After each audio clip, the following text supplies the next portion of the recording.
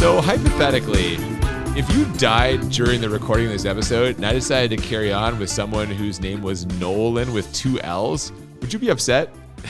Fuck yes. Oh, really? Yeah. If you decided to carry on the podcast with someone pretending to be me, I would be fucking upset. So you really did enjoy this movie then, is what I'm gathering. Fuck no. This movie was a piece of shit. I love fucking Bruce Lee, and this Well, let me ask you ruined... this. If you love Bruce Lee so much, how come you need to issue an apology right now? Because I thought I was a good fan and saw all the movies. Upon watching this movie, I have never seen it before. Ooh. Yeah. I don't know if it was the alcohol content that was pouring through me after watching Sweet November, or maybe it was the sort of Emotions that feelings were and flowing through you. emotions of loss from the romantic loss of Keanu Reeves and Charlize Theron. Yeah, I don't know which one it was that contributed to my hard fail there. I had seen some of the fight scenes, but as we learned very quickly, only 11 minutes of Bruce Lee in the original film make it into this masterpiece. Yeah, this is, it's real thin in terms of actual Bruce Lee content. We'll get into all that, of course. Welcome to Bad Movies and Beer. I'm Cooper.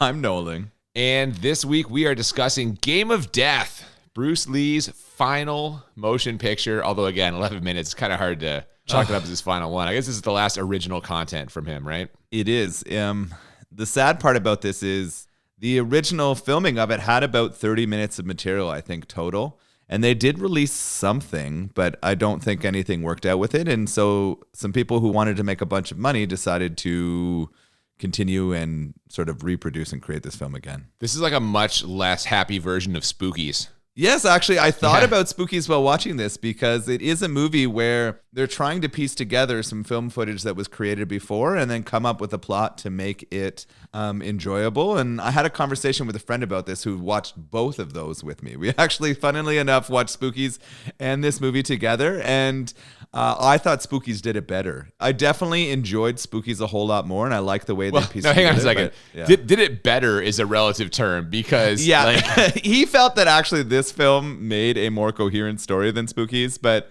I really hated the parts that they created to pull together the old footage in this. And we're going to talk about all those parts. But before we do, let's talk about the beer that we're going to be enjoying today. How happy are you about this one?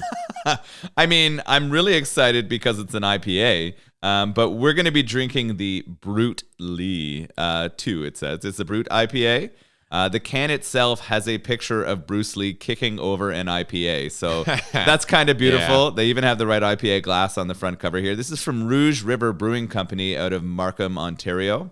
They're sort of a smaller brewery. They have a few different beers connected to movies. So it's something that maybe we should try to connect with again for another episode for sure. I think they have a Risky Biscuits one, they call it. It's a hibiscus beer. That seems like a stretch to me. Yeah, I kind of like it. And then they have one called Planet of the APAs instead of Planet of the Apes. That's solid. That's very good. So that's good. On their website, they don't give a ton of information. They show how you can buy online and you can get lots of their cool beers. They do say that they like hop forward in sour ales. So it's kind of a really nice...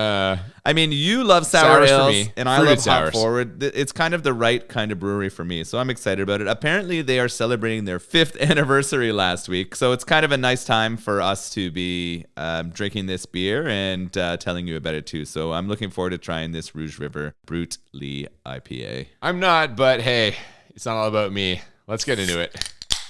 One day you're going to stop shitting on IPAs before you try them. So we open with the classic Golden Harvest logo, and from there, the exploitation begins. So I did a bit of research while watching and following this movie, and there's a whole series of movies that are called Brucesploitation movies. Basically, they're all created to be like Bruce Lee movies, but were created after his death, and this definitely seems like exploitation to me. Oh my God, this is nothing but exploitation. But yes, what you're describing, they actually, I believe one of the guys in this who stands in for him later went on to star in several movies under the name of Bruce Lee, but spelled L-I, which, I mean, that's like our Charles Bronson, Robert Bronzy thing from fucking Back in Murphy's Law. Yeah, exactly. It's funny how often this has happened in Hollywood and how often it is successful, right? Like, they obviously were making money on all these exploitation films. Otherwise, they wouldn't watch it. I wonder why audiences don't discriminate more on that? Like, is this something that you think? Well, hang on. I think they do. I mean, it's not like these are actual theatrical releases in a lot of cases. It's like straight to video, and people want like, you just don't want to say goodbye, right? Is what it is. It's like, I wish there were more Charles Bronson. I wish there were more Bruce Lee movies, so you get like a knockoff and then fucking just go that's with kind of fair. He had made 24 films total, and that had been from when he was very young to when he was sort of in his prime while this was being made, or it started to be made.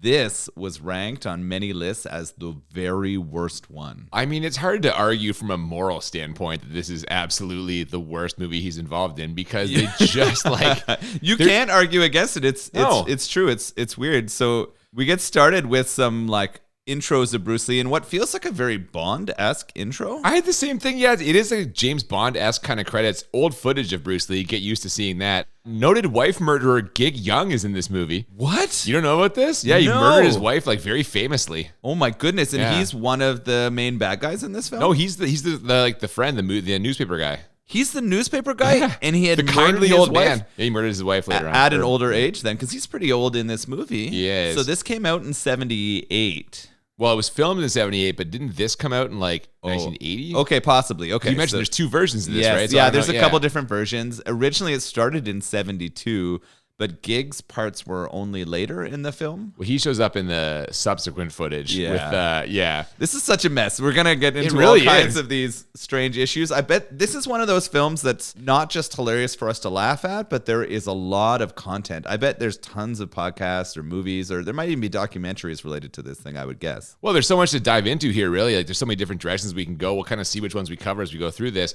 Also in this movie, and speaking of this, a very young and unbearded Chuck Norris, only that's actually footage from a different movie. Yeah, so I claim to be a fan of the films previous to this in a previous episode. I have definitely watched the movie where he fights Chuck Norris. I think it's Way of the Dragon. And he has this really cool scene that's sort of the climax of the movie where they fight in the Colosseum in Rome. And this film starts as them filming that film. Like, we're getting very meta here. Yeah. All I could think of when I saw Chuck Norris is that Chuck Norris without the beard is like a cinnamon roll without the icing. Like, you'll probably still eat it, but you're not going to enjoy it as much, you know? I mean, he had enough hair on his back and chest to make up for his beard and hair. Shoulders, like, yeah. The man, he can grow hair like most others cannot. So you understand where all of this Chuck Norris lore comes from, right?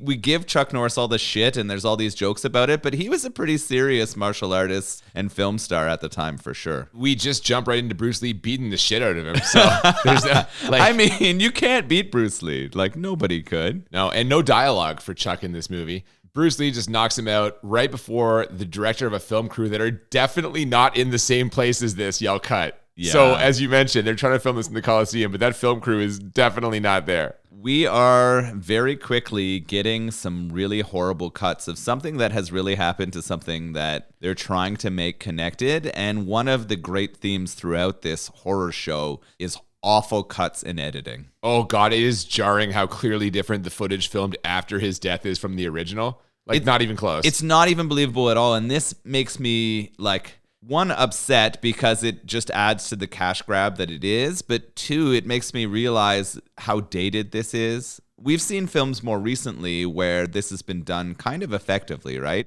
Even as early as his son's passing in The Crow, they were able to finish that movie and make it seem like it was realistic.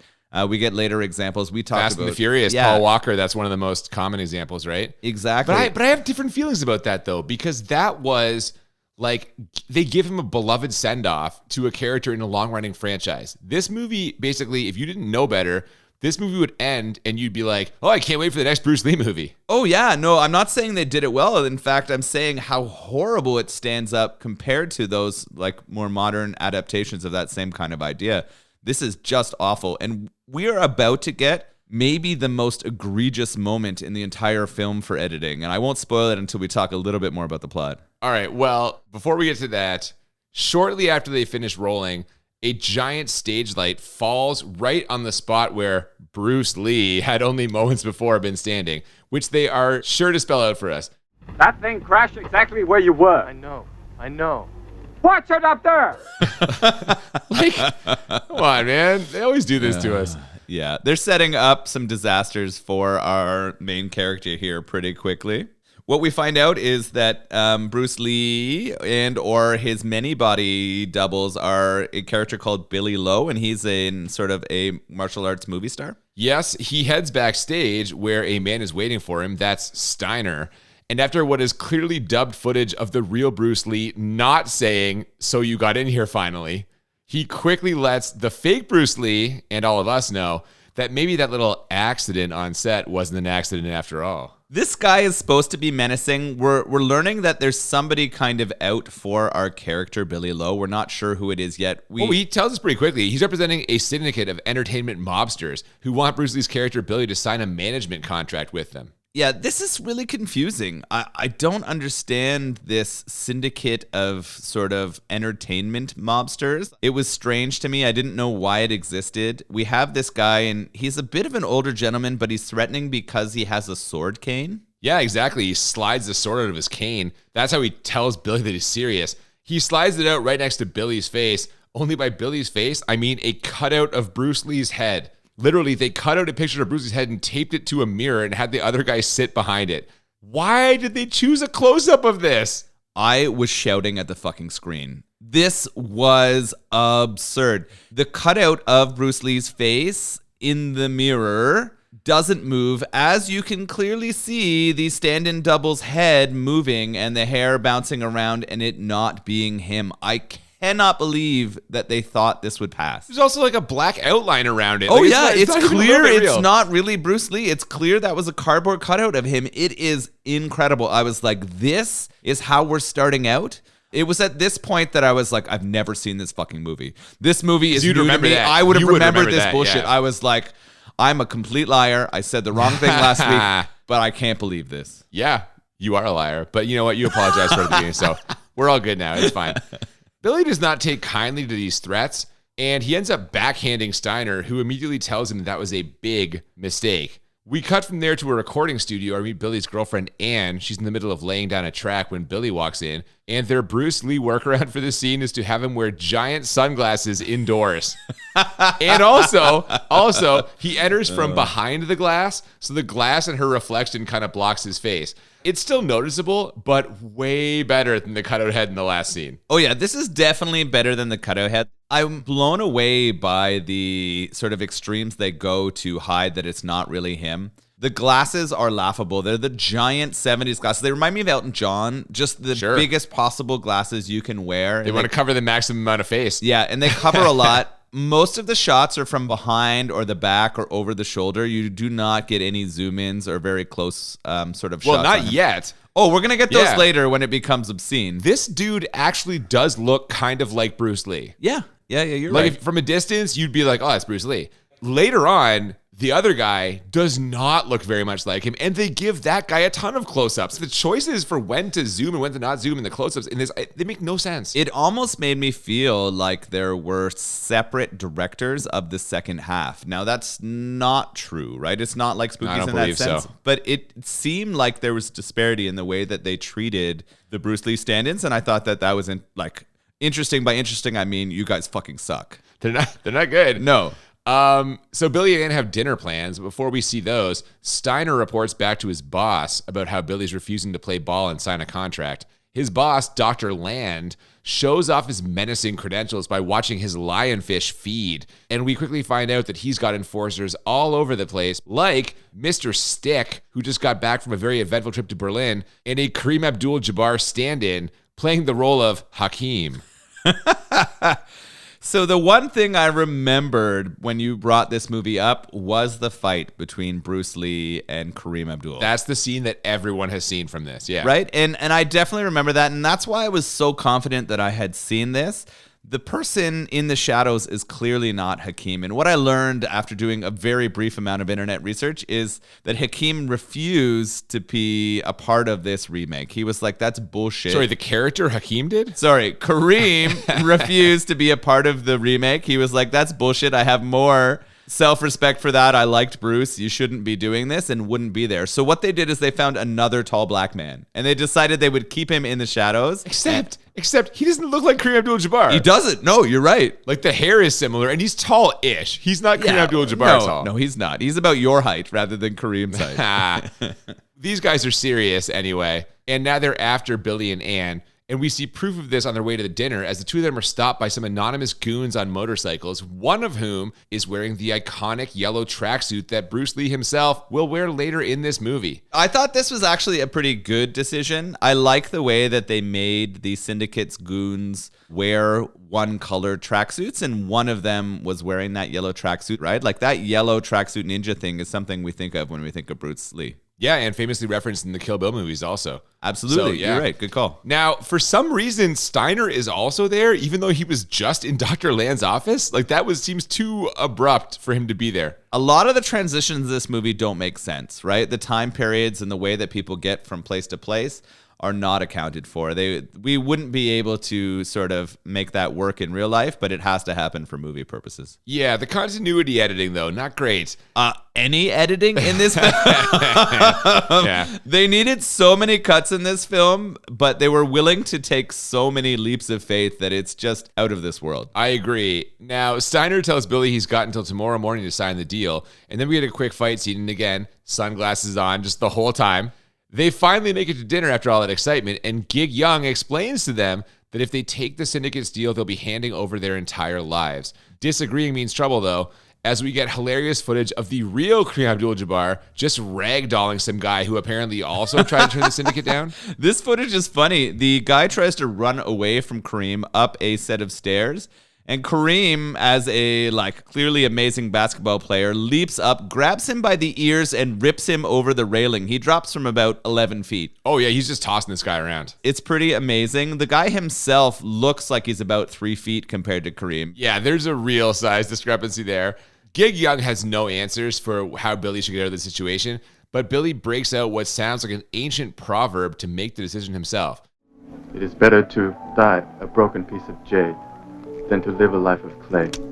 He will not bow. This is a really weird syndicate. It's my interpretation in this that all of this is happening in Hong Kong. Eventually, we know they're in Macau. That comes later. Yes. So they've got to be somewhere that you can reach Macau by ferry. Is that Hong Kong? I don't know enough of my sort of Asian geography to make that a reality, but I feel like it's there. But this syndicate is pretty much all white people.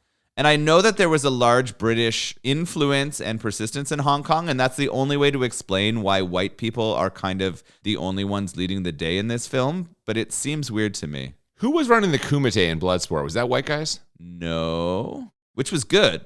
You mean it was culturally appropriate? Slightly more culturally appropriate. This seems funny to me that it is all them. I had a problem with the Kumite in Bloodsport because they spoke English. Okay. One thing's for sure, though, this will not be easy to get away from them, as we see the three motorcycle goons watching Billy and Ann as they leave the restaurant. And the next day, Dr. Land tells his henchman Carl to give Billy a final warning. Carl's warning breaks up a conversation between Billy and his uncle, who is apparently an actor in some kind of kabuki theater. He, in this theater, becomes like the safe place for this character, Billy Lowe character, throughout the movie. And it's interesting to me. I don't know enough about kabuki theater to understand it. I thought it was Japanese. Are they in Japan? I don't think so. I don't think so either. Goons barge into the backstage area and beat Billy up, and his uncle does literally nothing to try to stop this or help him in any way. Did you notice that? His uncle's trying to teach him a life lesson.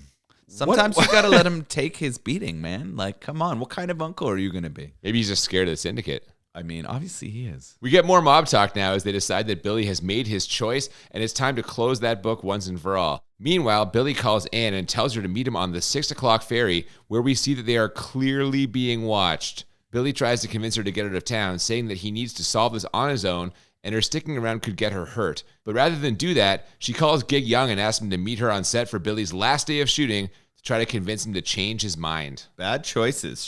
Miss Morris, Ann? Is it Ann? Ann is the first name of the character. Yeah, Ann really needed to get out of town. He's been trying to push her for that for a while.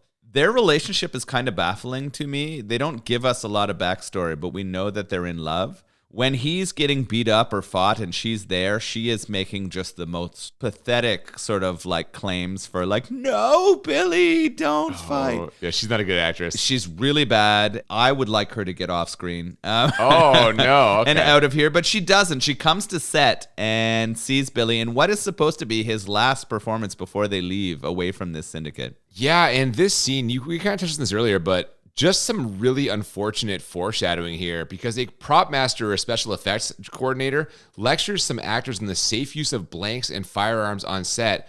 And we see that one of the actors is Mr. Stick from Dr. Land's crew. So we know where this is going.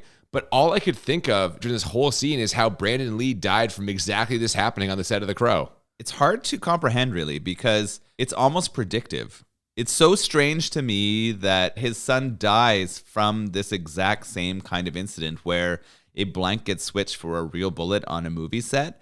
It almost seems intentional, right? Like, well, yeah, a lot of people thought it wasn't a coincidence. This was some sort of sign that like he had been killed or something, or some sort of retaliatory thing. Like, I don't know. It's weird. It does make you question how that possibly happened on the set of that movie. And I mean, we know it does happen. We had a recent example of that. Alec Baldwin. Yeah. Yeah. And so it can happen, but for it to happen in this movie as a part of the explanation why Bruce Lee is no longer in the film is something that is almost incomprehensible. Yeah. Now, as we just said, Jim's going to show up here. Jim is the Gig Young character with Anne to try to talk Billy out of whatever it is he's trying to do. And this scene is the one for me where it becomes very clear that when they were looking for a Bruce Lee lookalike to finish this movie, they were way more focused on the looks part than, say, finding someone who could actually act. This dude's not good either. It was definitely his looks, but I think it was also probably his ability to actually perform martial arts, because they needed someone who was not going to be as good as Bruce Lee, but could at least appear to be a martial artist. Yeah, that's fair. All I'm saying is him playing angry here does not land even a little bit. Oh, goodness, no. No, but what does land after some very choppy editing is a very real bullet right in his face, compliments of Mr. Stick. So to the hospital we go, where the doctor breaks the news to Gig Young that there's no way Billy will ever look the same again, which I have to say, well done, filmmakers.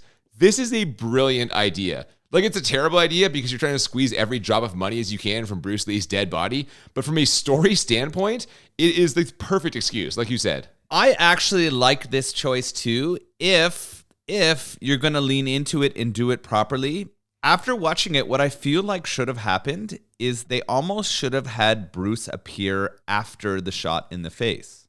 I feel like everything before, the character before, the Billy Lowe character, should have been a stand-in. They should have never showed Bruce Lee and then tried to cut the end of this movie with the real person. Now, that's interesting because, yeah, at the end, most of the footage at the end is the real Bruce Lee. So they almost did this backwards in a way, like the opposite of what you'd expect. Yes, well, it's the opposite of what I think would have been effective, because what happens here is they do set this up where they're going to have, it's going to be okay that he looks different because he was shot in the face and they had to do all this plastic surgery. It works well as a plot point because the syndicate is going to think that he's dead and they're not going to know who he is, but they don't keep it consistent. No, definitely not. And that's what drives me just bonkers about this, is that there's not just one Bruce Lee after this. They actually go to two different actors and clips from old Bruce Lee. That was a dumb choice. They should have got one guy and just do one guy for the whole movie. Absolutely. And the only time they diverged from that was after and before this gunshot, because this makes sense.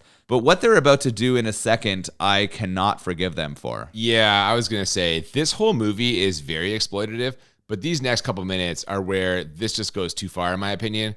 To get the syndicate off his back, they hatch a plan to fake Billy's death. That's what we're going to go with. And then we get footage from Bruce Lee's actual funeral, including a very real close-up shot of him in the coffin, all with shots of the actors in this movie cut in. Like, for me, this is borderline sickening. Oh, yeah, this is unethical. Bruce Lee's family, did they give permission to this? Like, this is something I have where, no idea. Like, I don't know. the only way a movie after someone has died and they've made parts of it make sense to me is if it is in honor to them, and that is not what this felt like. Nothing about the plot or the way this was done feels like they're honoring Bruce Lee. Well, and a shot of him in his coffin, like, come on, man. That to me is it's too much. Yeah, it is. I agree. This sets the tone for maximum exploitation. You can't go further than this. Yeah, like I said, borderline sickening. And speaking of sickening, Anne has a breakdown after the syndicate confronts her at the funeral, and her acting, my God. She shouts, "Don't you understand anything? Everybody looked at them, but not one person could see anything." then walks about 4 steps and faints, and the next time we see her, she's in the psych hospital. This is her big scene, and she goes for it, but she does not get it. Colleen Camp is having a tough time here. I mean, she's trying to express her grief, and it is coming across very poorly. The only thing worse than her acting is her singing ability. Oh, wow. I actually would prefer to hear her sing than watch her act. No, not after the end credits and that small portion of song that we had previous to that. It is awful. You don't think it was actually her singing? That wasn't her singing. Oh, yes, it is. No, come on. That's got to be someone else. Absolutely, it's her singing. They're not just dubbing that? Are you sure? The end credits are definitely this actress trying to perform the song. I think it's someone else. And it does not land. I don't know. I don't know what to say about that. But here's what I do know. At the psychiatric hospital, the doctor says she had a trauma that caused physical paralysis. And you know what's not going to help that? The syndicate visiting her at the hospital. They even brought Mr. Stick along, even though she saw him on the movie set. And I'm not sure about that call. Yeah. This was shocking to me, both that the hospital let all of these like old white men in to see this woman who there was probably no reason for them to be there. And then for them to threaten her while she's in a mental institution is excessive. What are they trying to get out of her at this point? They want her to sign a contract with them as well, don't they? Because this woman who is now broken down in a mental institution, this is the great time to get her to sign a contract. Her career looks like it's on the upswing. She's vulnerable, though. I mean, you're right. She might decide to do it, but what does she do instead? Oh, she tells him to fuck off.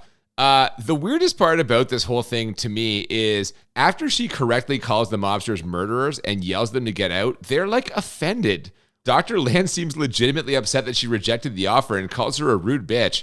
Like, are you serious? You just tried to murder her boyfriend. Yeah, this is weird. This is where in my notes I'm like, this group of villains is super boring and not very convincing. I don't see them as a large threat. I think this media syndicate is bullshit. And I'm really struggling with the way they're trying to tie together the real sort of Game of Death footage with this. I'm really, really struggling.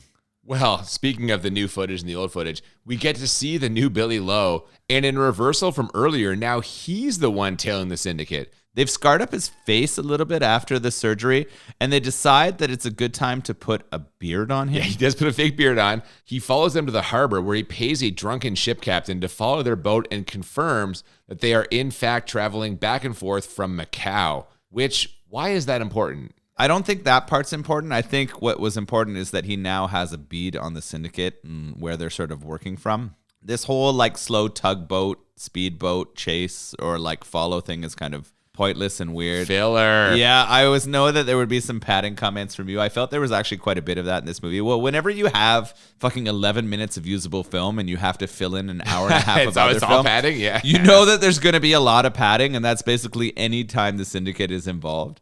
But yeah, it's a real struggle here. I would like some good Bruce Lee fights, and we have got like basically none of that. Yeah, they're coming, just not yet. We get a quick scene of Anne calling Gig Young to tell him about her visitors at the hospital. I mean, that's the premise of the scene, but the real point is to show us that Anne is now packing heat. As she opens up her purse to get her keys, and we see a gun inside. We then cut to Macau, and Billy gets eyes on Dr. Land. Yeah, so now we have Billy and maybe Anne going after the syndicate. They've had enough. They're ready to push back, and I'm hoping we're going to get some action and fight soon. We do soon-ish, but before that, the doctor gets delayed by some kind of street performance in a straight filler scene. This is just padding. And then we get a meeting between mobsters, all while bearded Billy goes creeping around the grounds waiting for his moment to attack Dr. Land. He does, and the guards are quickly summoned, and we've got another fight scene, so you're finally getting some of that action. It's not horrible. It's no Bruce Lee fight because we know it's Bruce Lee's stand-in here, but they do an edit here where I just lost my mind. Did you notice the edit that happens? I don't think I did. Okay, there is this extreme unearthly leg kick that's not even possible. They put someone else's leg kicking two people, and I lost my mind. I was like, fuck, man, I missed that. I don't know. Oh, this is a scene that if you're gonna watch this movie, and I don't recommend it. Oh no.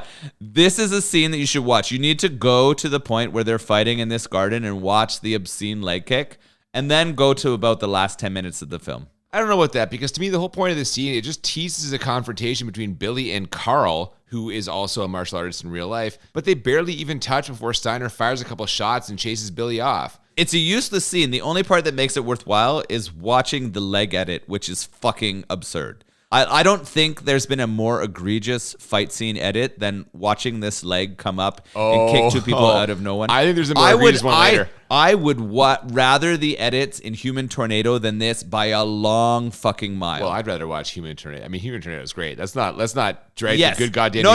anymore. I enjoyed Human Tornado a great amount, but the time where he like jumps up and kicks a whole bunch of people, more believable than this fucking leg kick. You've just given me $1 billion idea. What if Rudy Ray Moore had been one of the like fucking people at the end of this movie that he had to beat? Oh my God, it would have been amazing. I mean, why not? If the pagoda, if one of the pagoda levels was Rudy Ray Moore, it was Dolomite. The only problem is who wins. I mean, maybe you can't. Maybe you get to the Dolomite top level. Don't lose. Yeah, and then it doesn't end. This movie stays forever. That'd be fucking amazing. I do like at the end of this scene how the bad guys spend a minute or two trying to figure out who was that mysterious man. Is not that good a disguise. Like, come on. He's just wearing like a shitty fake beard. It's clearly Billy Lowe. I rolled my eyes so hard my contacts fell out. It was one of those moments where when they didn't know who it was, I was so angry. And it was confusing that they were not sure that it was Billy Lowe. And they still don't know. So we're moving forward them not understanding Billy Lowe is back, even though he clearly just showed himself. Well, that's going to work to his advantage. And in the meantime, we get a little footage of Carl in action. He's competing in some sort of martial arts contest, and he isn't doing great. And all I could think of this whole time was, if you want to build to a big confrontation with Billy later on, shouldn't Carl just be demolishing guys in this tournament? So I think what's happening here is they are still trying to set up a fight where Carl is the underdog and he's going to win, and that's going to win some money for the Chinese mafia who sort of bet on it. But if he's this big bad guy for Bruce Lee, why is he the underdog? Why is he having trouble? He should be fucking killing this dude to show us how dangerous he is. The only legitimate big bad is Kareem. I was going to say he's literally big. Yeah, yeah, exactly. He is the only one. But they can't set up anything realistic here, and it's bullshit. Yeah, it is. Now, also at this contest, Anne, and she's about to use the gun in her purse on Dr. Land when Billy, in a much better disguise than last time, tells her to cool it. He says to her, "What must be done is being done." By much better disguise, you mean like a racist old sensei disguise? At least he put some effort into it. He's got different color hair. He's got like whatever. So his face looks like an old man disguise, but the rest of his body is super youthful and does not match. It is a pretty bullshit disguise. So he does stop Anne from going after Dr. Land with the gun because we know that wouldn't have went well for him, and he's biding his time. He's going to solve the problem himself. Well, he solves it quickly because Carl ends up winning, and post-fight, we see him literally carried backstage by various hangers-on and well-wishers. There's press snapping photographs, and while they're enjoying some champagne, Carl decides to step out for a quick shower. Little does he know that Billy Lowe is in there waiting for him. Okay, I have a question for you. Shoot. Carl, you don't seem impressed by him. I don't. But apparently in real life, he's an actual martial artist. I don't want any trouble from Carl. I believe that he's actually in some of the other Bruce Lee movies as a villain against Bruce Lee. That's my understanding. So Carl meets Bruce in this locker room. He doesn't know it's Billy Lowe at this point. He just sees this old man. Well, I know. And he says to him, "Who the hell are you? Get going, fella." Which is like... I don't know, man. He gets old-timey. Carl just gets old-timey.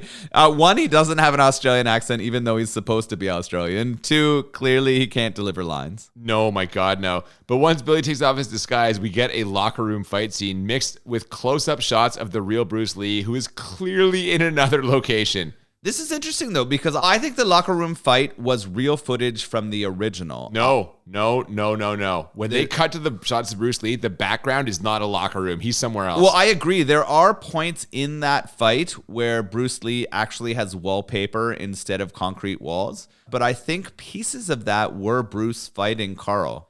And I don't know if that was taken from other films or where. I think this fight is a weird intermingle of real Bruce fighting Carl and then strange pieces put in for this film.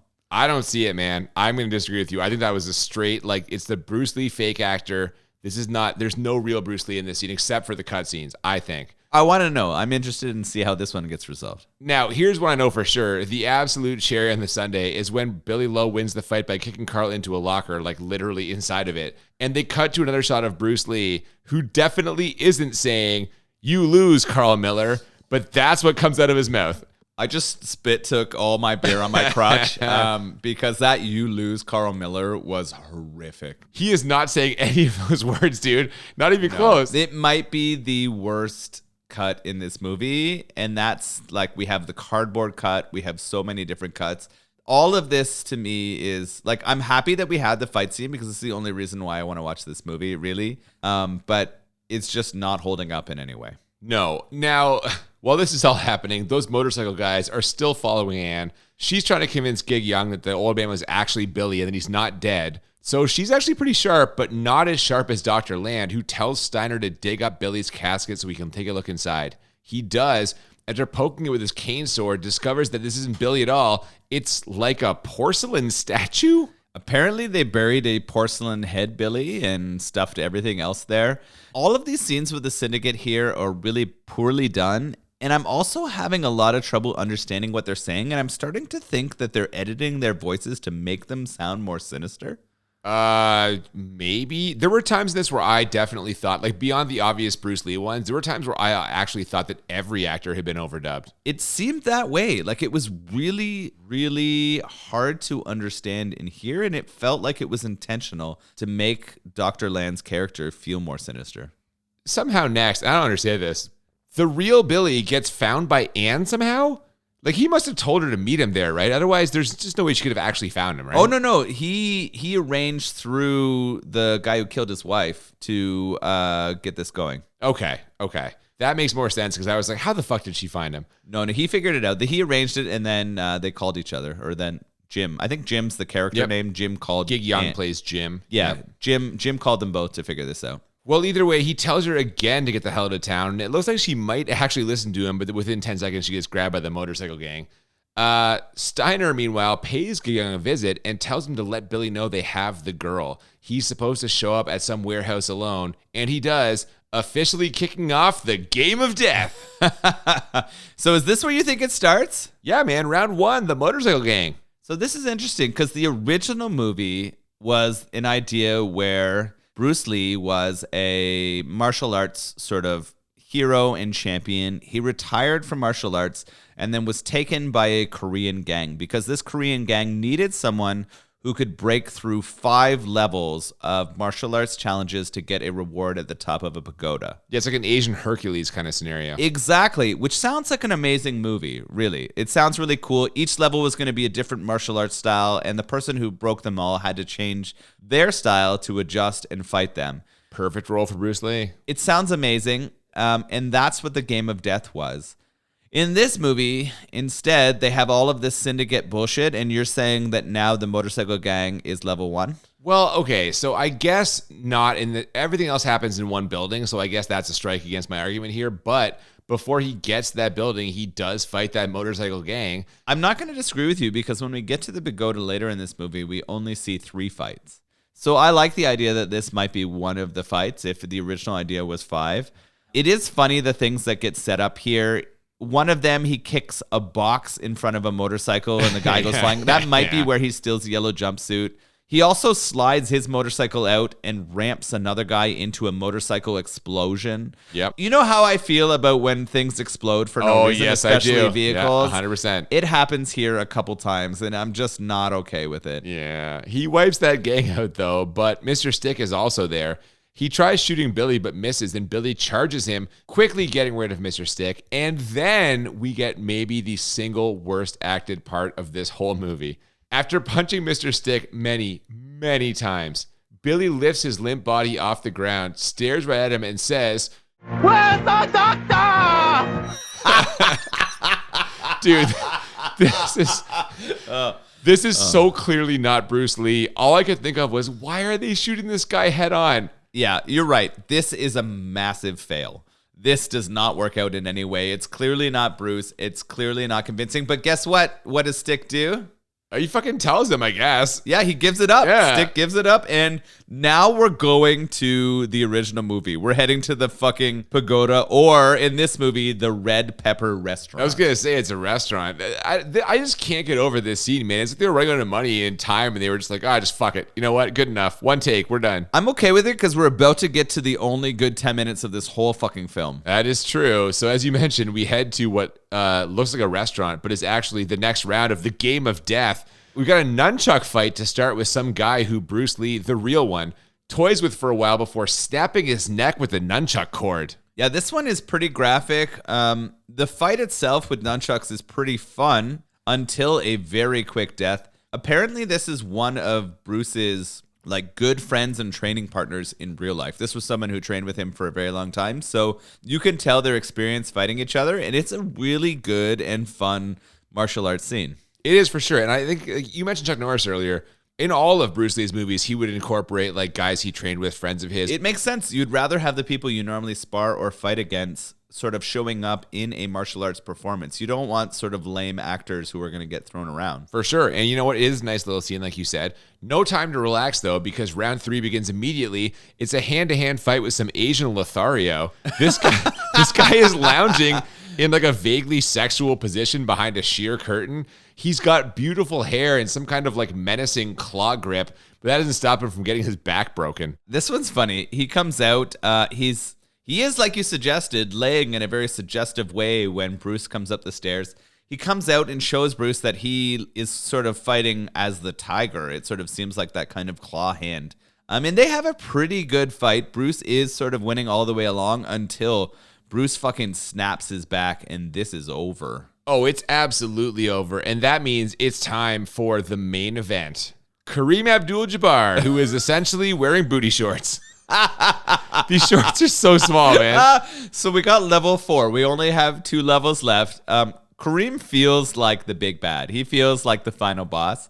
He kind of reminds me of the character from Street Fighter. The Dalsim? Yes, with the very long Just lips. the reach. Jesus, the reach Yes. on him, yeah. It's so long. The shorts they have on him are maybe 6 inches of fabric, and the rest of his legs look like 7 feet long. If he were not wearing a jockstrap, his would be hanging out of those shorts for sure. Oh my God, Jesus. I mean, listen, these shorts are scandalous, but not as scandalous as some of the fight moves that we see here. It's interesting because they give him a really sort of chilled out style. He's wearing the Morpheus Matrix glasses the entire time. He's got sunglasses on. And Wait, those look anything like the glasses that Morpheus wears. Just the style and the way that he's acting. No, Morpheus had these tiny little nose clip glasses. Kareem has these giant fucking 80s sunglasses. Or 70s, I guess. They can't come off his face. They're stuck on there just like Morpheus is, and he feels like he's locked in. He's very chill. He's ready to respond to what Bruce has coming at him. Well, and yet, possibly because of his massive size, all of his kicks are fucking shin level. Come on, man. This is not convincing. I mean, I actually don't dislike Kareem's fight with him. I think it's pretty entertaining. I wish Kareem's legs could have reached higher than his waist because they would have been amazing. It would have looked just ridiculous because his leg length is almost the same as Bruce's entire body. Oh, he's got legs for days, for sure. This fight is pretty entertaining. It goes on too long. I feel like the start of it is really good. There's some neck grapples and a lot of kicking and punching. One thing we've noticed about Bruce Lee throughout this is he's not afraid to go for the balls, and he punches. Oh, dude. Yeah. No, they go back and forth for a while here. Kareem with his shin kicks and Bruce Lee with his dick punches. Yeah, so he's done a few dick punches, and it's all going kind of equal until Bruce smashes through the wall and gets some light coming into the room. Well, but before that, Kareem Abdul-Jabbar is about to kill Bruce Lee by driving his face into a piece of broken glass, and here's where we get the most absurd fucking edit/move in this whole movie. Bruce Lee does a push-up where his whole body comes off the ground, his legs also. Yeah. And then he somehow flips and kicks Kareem Abdul-Jabbar in the ears. There is no way this is physically possible. Even if it were physically possible, it's not believable in this movie because they use this same ear slap edit 3 times in this fight scene. This whole thing's fucking absurd. Eventually, as you mentioned, Bruce Lee figures out Kareem's weakness. It's photosensitivity. That's why he's always wearing those sunglasses. When a window breaks, some light starts coming through. Even with the sunglasses, he's kind of recoiling from the light. So Bruce Lee quickly kicks them off his face and ends up choking him out for the win. And now there's only 2 people left. Steiner, who loses a quick fight to Bruce Lee despite his sword cane. Well, the fake Bruce Lee. Yeah, so sword cane goes down. I want to throw back to the Kareem fight for a second because there's one part we didn't mention that I thought was pretty sweet. We know that like yellow jumpsuit, which is pretty memorable. It sort of popped up a lot. The very first interaction between Kareem and Bruce Lee in this is when he kicks him in the chest and we have a sweet footprint right in the center. That is pretty cool. Yeah. And that transitions is in there as they move on through the movie. So I like that happened in the real footage and then continued when we get to the Steiner fight. The Steiner fight's a joke. It's hilarious because when he's killing him in the final moments, we actually have the hair of Kareem Abdul-Jabbar in the shots. Yeah, they cut a close-up of the real Bruce Lee, and it's clearly from his fight with Kareem because you can see his afro sticking up in the bottom left corner of the screen. Yeah, so that's a lot of bullshit. And then he takes him down, and he has to go after the final boss. Well, yeah, like Dr. Land is all that's left. And when Bruce Lee goes to confront him, he sees that Dr. Land has apparently committed suicide, except this is like a wax dummy. He just rips the head off. It's clearly not actually Dr. Land. Dr. Land's hiding behind a 2-way mirror, which Billy kicks through and then chases Dr. Land out onto the roof. And this is so anticlimactic because the doctor just falls off the roof after calling Billy a son of a bitch. That's it. He just falls off. This chase scene is super lame. I mean, I don't expect a lot more because there's no way that Dr. Land in his feeble old self could fight Bruce Lee. The fall of the dummy that is supposed to be Dr. Land. God, it's clearly such a dummy. The arms are like flopping in the air as it falls down. It doesn't even look a little bit human. I laughed so hard though as it's hilarious. Broke through the neon lights that were in the building. He smashes into 4 different neon lights. Yeah, he's just bouncing around like a pinball, smashing neon lights on his death towards the ground as Bruce is about to win this movie. And I'm laughing here. I'm upset that this is the way they ended the pagoda scene because it had so much promise and this is kind of bullshit, but I did laugh my ass off at this part. Dude, the Kareem fight was good and the last 2 were a complete waste of fucking time. We know that Sword Cane and Dr. Land offer us 0 resistance. What I'm probably most upset about this remake is the way that they tried to piece this together with the Syndicate and the fact that... That's what you're most upset about in this movie? Yeah, I actually... Oh my God, dude. All of the cuts of fake Bruce and not funeral Bruce... footage. Cardboard... Well, okay, sorry. There's nothing that goes beyond the funeral footage. That is absolutely unacceptable. You shouldn't be doing that in a way to make money. And this movie made money, which is kind of upsetting to me. But if you were a fan of Bruce Lee, would you not watch the movie that was his last movie? Absolutely. I mean, I have watched this like several times. Yeah, and I would have gone to the theater to see this. If I was alive and interested at the time, I would have went and saw this, right? Because it was Bruce Lee's last movie. It did not sort of pay credit to the great movies that Bruce created. God, not even a little bit. Like, not even close. No. And now it's over. We get a redo of the James Bond style credits from the beginning with some lady singing a very melodramatic song who I don't think is actress Colleen Camp, but we'll see. I think it is. I really do think that's the actress who did that sort of finale song, and it sucks ass. It fucking sucks ass. Yeah, it's so fucking dramatic. Anyway, we're done. That's it. We're at the credits and it's over. I don't know, man. Like, do you have anything else to say before we go to the ratings? I'm ready to rate this, like right now. So, I claimed previously to be a big fan of martial arts films, and I watched a lot of them. I think partially inspired by some of the films that came out in the 90s and the 2000s, the Crouching Tiger, Hidden Dragon kind of style films. I love sort of Drunken Master, Chow Yun-Fat films, some of those kind of ideas, and I really enjoyed it. And then I started to look into where they came from or where that sort of fighting style came from. Bruce Lee, I had watched Enter the Dragon several times, and that's where all of the sort of tournament martial arts films came from. We wouldn't have had Bloodsport without Enter the Dragon. Way of the Dragon with Chuck Norris and so much of the fun that comes from that. And then we started having period pieces from him too.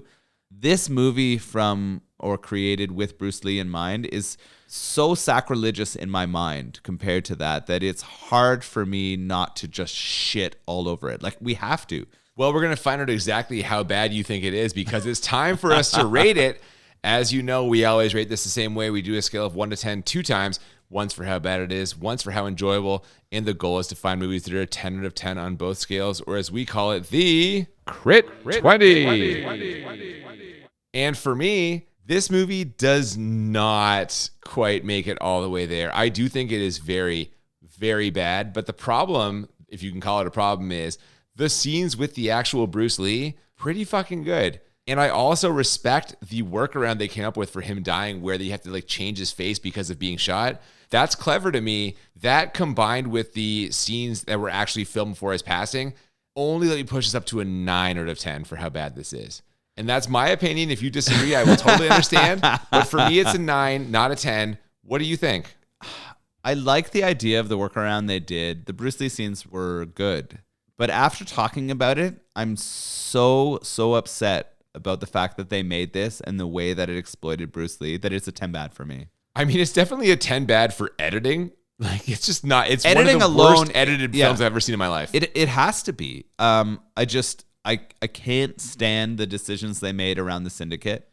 It didn't make sense to me. It wasn't entertaining. None of those characters connected. The editing was fucking awful. Bruce Lee is a great martial arts person. He made great movies related to those. But the fact that they took his last filmed sort of pieces and turned it into this debauchery means that it is a debauchery. Yeah, it's a fucking 10 for me. It's a 10 in bad. Okay, but how enjoyable on a scale of 1 to 10? Oh, God. It's hard to separate the good martial arts fun parts with the fucking shit show that they created. It really is, yeah. It's really hard. This is not going to be the worst movie we've reviewed lately because Batman and Robin has set a new, what's the opposite of like a high bar? It's like a low bar, I guess. They've set the lowest bar possible. You can fucking roll yourself over that. There's it's gargantuan how bad that was in comparison. I have to give credit to the great Bruce Lee fights in this. I have to give credit to some of the creative ideas to try to make it work. The editing sucked. It's so bad. The writing sucked. The acting sucked. The acting's very bad also, yes. It's not in the same way. I'm upset that they made this and the way they did it, but I was not unentertained at points. So I'm going to leave this as a 5 in entertainment. If it was only 20 minutes of Bruce Lee fighting those cool fights, it would have been much better than the hour and 40 minutes of garbage, right? That added it. If they took out 100 minutes of this and made it a 40-minute film with something around it, I would have been much happier. A short feature. I would have loved it. Yeah. I would have been fine with a final Bruce Lee short feature. It could have ended with a funeral and everyone's celebrating him rather than putting it in the middle and being absolute horseshit. Well, I don't feel quite as bad as you do about this. I have this as a 7. Part of that, I think, is there's kind of like a morbid curiosity for me. And every time I watch it, it's the same thing. It's like, how did they do this? After he died with such little footage shot, there's something there. There's something there in terms of me enjoying it just to see, like, here's what they tried. Here's all the many ways they failed. But, like, just from a filmmaking standpoint, there's something interesting to that. And as we mentioned, it's kind of in a lot of ways like a pilot project for all these other movies that had to do that when they had a star pass away. And that probably contributed to my rating. I do agree that having that challenge of trying to figure out why they made choices is actually interesting as a viewer. Yeah. Like when it reminded me of Spookies, I gave Spookies a really high rating. We both did. And I think that was because I like the idea of thinking about the choices they made to mix things together. And that did hold the enjoyment of this movie up a little bit. But barely. You gave it a fucking 5. Oh, I agree. It could have been way lower. 5 is not a 1. If it wasn't them capitalizing on his death in the same way, the enjoyability probably would have been a 7 or 8 for me. Well, that's why I'm only a 7, because I did have some issues with it. The funeral footage is like indefensible. You can't, there's no reason for that to be in there. No. You could have easily just taken the actor and shot a fake funeral. Like, I guess you're trying to save money or make it more authentic, but that's bullshit. Like, there's no need for that. It just seems tasteless, right? No, when you try something like that. I agree. So yeah, I'm at a 7. Like, again, enjoyable. The Bruce Lee fight scenes we mentioned, very enjoyable. But there's a lot wrong with this, and a lot took me out of it. Not the worst movie we've watched, as you mentioned, but certainly not very enjoyable. And speaking of not very enjoyable, oh no, don't do that. It's a Nolan beer. It's not a Cooper beer. Come on. It was delicious. I love it's Nolan beer. Yeah, I loved both the hop notes. I loved all of the carbonation that you sort of expressed at the start of that. It was easy for me to drink. I took 2 of these down pretty quickly and really did enjoy it. I would be back for more. I'm excited by the beers made at Rouge River. I would love to visit, and I hope to get a chance to drink some more of their beers too. So thank you, Rouge River. They've got some good stuff, don't get me wrong. Again, I'm a fruited sour man. They make some sours that are very tasty. This is an IPA for IPA lovers, and I am not an IPA lover. Yeah, we need to get a little bit more juicy, a little less strong for you, I think. Where's the malt? Give me the malt. I like the malt. You want caramel in your mouth. I do, definitely. So that's pretty much it for Game of Death. Next week, we might have another edition of Good Movies and Beer. This one, although not box office successful, big cult following. Next week, we are watching and discussing Event Horizon. Ooh, I remember watching this in high school. It's been a really long time. It's horror sci-fi? Sci-fi horror, cult following, bombed at the box office, and maybe next week we'll figure out why. Good. I'm into it. I'm looking forward to it. And also, Morpheus from The Matrix, Lawrence Fishburne in there. So the sunglasses are staying on the whole time, huh? No sunglasses in this one for him, I don't think. So that'll be next week. Excited for that little horror sci-fi. Just want to say thank you all for listening. If you haven't already, please follow us on Twitter and Instagram at the BMB Podcast. If you want to send us any suggestions for movies or beer, feel free to slide into the DMs of our social media or send us an email at thebmbpodcast@gmail.com. Absolutely. We love to hear from you. And please join us next week for Event Horizon. Until then, I'm Cooper. And I'm Nolan. And we'll see you next time on Bad Movies and Beer. Keep it Bruce Lee. Bruce Lee challenges the underworld to a game of death.